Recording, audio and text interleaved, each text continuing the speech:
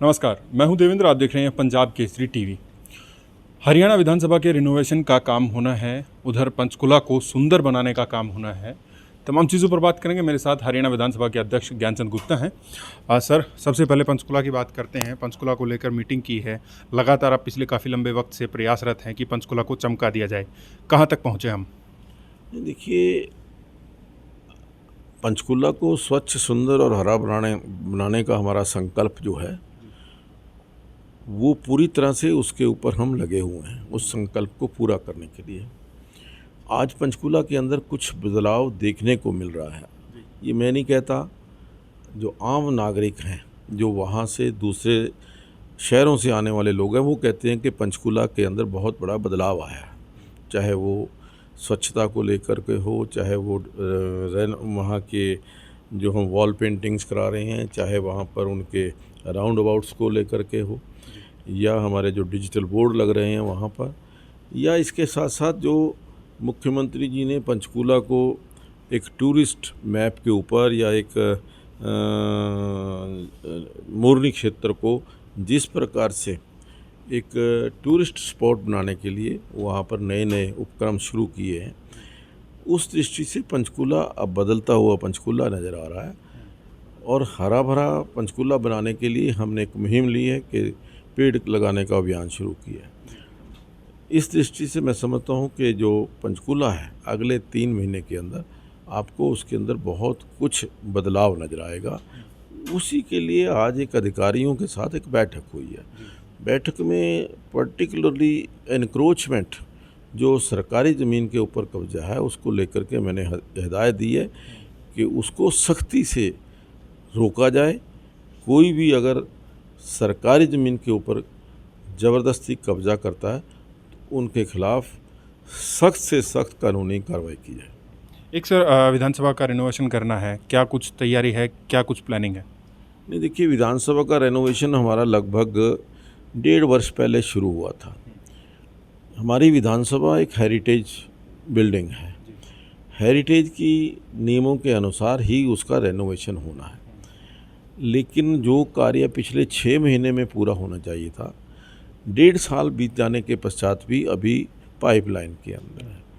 तो इसी दृष्टि से हमने चंडीगढ़ प्रशासन के, हरियाणा सरकार के जो अधिकारी हैं, जो संबंधित अधिकारी हैं, उनसे भी मीटिंग करके इस काम को 3 महीने के अंदर पूरा करने का आग्रह किया और उनको डेडलाइन दी है कि 3 महीने के अंदर हर हालत के अंदर, ये चाहे अपने जो हमारी बिल्डिंग है, अंदर की बिल्डिंग है विधानसभा की, विधानसभा हॉल है, चाहे उसकी रेनोवेशन है, या और एयर कंडीशनिंग चल रहा है, या जो फ्लोरिंग है, ये बहुत सारे कार्य ऐसे हैं।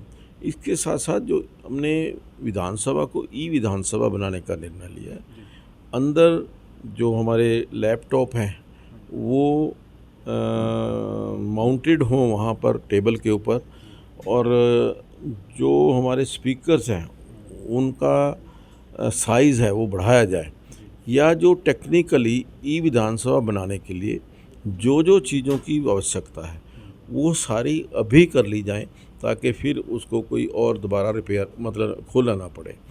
इसके साथ साथ जो हमारा विधानसभा का ट्रेनिंग सेंटर है या ऑफिस है, जिसको कह लीजिए, जहाँ पर सारे विधायकों को विधानसभा की ट्रेनिंग दी जानी है, जो हमारे कर्मचारी हैं, अधिकारी हैं, उनको ट्रेनिंग दी जानी है, उसका कार्यालय अब हमने हरियाणा MLA फ्लैट्स के अंदर, एक फ्लैट के अंदर बनाने का निर्णय लिया है, ताकि हम जल्दी ही विधानसभा को विधानसभा बना सकें।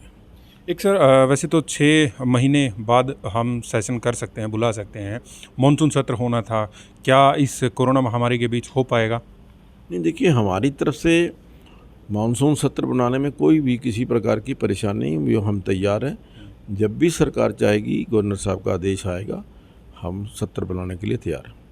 एक कोरोना की तीसरी लहर आ सकती है विधायकों की तरफ से, अब क्योंकि अब कमेटी मीटिंग शुरू हो गई है, किसी तरीके के सुझाव आ रहे हैं या कोई और शिकायत? नहीं, देखिए, कमेटी मीटिंग्स हो चाहे अन्य कोई भी गैदरिंग हो, हमने अपने सभी विधायकों को एक बात कही है कि कोरोना कम हुआ है, अभी पूरी तरह ख़त्म नहीं हुआ। जैसा आपने कहा कि तीसरी लहर आ सकती है, इन सब को मद्देनज़र रखते हुए वो सभी प्रिकॉशन जो कोरोना की गाइडलाइंस हैं उनको अवश्य पालन करें। सोशल डिस्टेंसिंग है, चाहे वो मास्क है या अन्य कोई भी जो डायरेक्शंस हैं उनका अवश्य पालन करें। एक आपने मुहिम चलाई थी पंजाब से जो विधानसभा में हरियाणा का हिस्सा है वो लेने के कुछ कमरे थे, कहाँ तक पहुँच पाए हम? देखिए, प्रयास हमारा जारी है लगातार। अभी पिछले सत्र के अंदर हमने रेजोल्यूशन भी पार किया था। सभी पार्टी, ऑल पार्टी एक डेलीगेशन आदरणीय जो पंजाब के राज्यपाल हैं और चंडीगढ़ के प्रशासक हैं श्री बीपी बदनौर जी, उनसे मिला था और उसके पश्चात उनकी तरफ से एक मैसेज आया था कि हमारे पास कोई भी डॉक्यूमेंट नहीं है। तो हमने आज ही वो डॉक्यूमेंट्स जो 1966 के डिवीज़न की कार्रवाई थी, जो उस बैठक की कार्रवाई थी, वो हमारे पास उपलब्ध है। हमने उसकी फ़ोटोकॉपी आदरणीय बदनौर साहब को विद ए रिक्वेस्ट कि इस मामले को जल्दी से जल्दी सुलझाया जाए और जो हमारा हक है वो हमें दिलाया जाए। उम्मीद है मिल जाएगा।